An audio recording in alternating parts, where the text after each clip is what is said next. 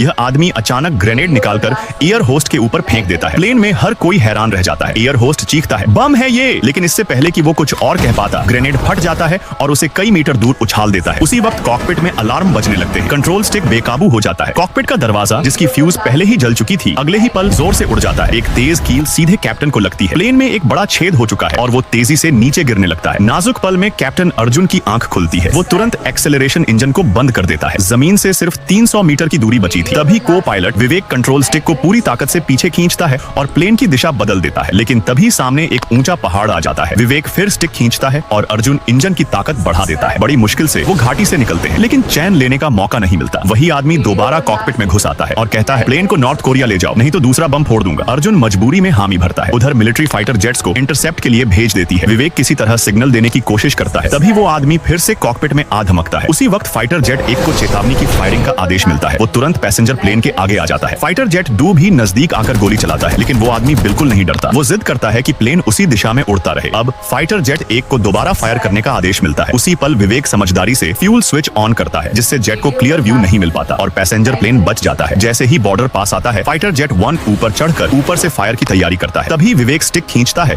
और plane vertical चढ़ने लगता है। अर्जुन इंजन को फुल पावर पर सेट कर देता है, जिससे वो आदमी कॉकपिट से सीधे केबिन में जा गिरता है। ये देखकर विवेक पैसेंजर से अनाउंस करता है, सब लोग नीचे झुक जाएं और कस के पकड़ लें। प्लेन तेजी से ऊपर चढ़ता है और बॉर्डर लाइन को पार करते हुए पलट जाता है। अब प्लेन उल्टा उड़ रहा है। वो आदमी फिर से कॉकपिट की तरफ रेंगता है। जैसे ही विवेक उसे देखता है, वो प्लेन को जोर से रोल करता है। वो आदमी दीवार से टकराकर बेहोश हो जाता है। विवेक तुरंत जाकर उसे पकड़ लेता है और आखिरकार पूरे संकट को संभाल लेता है।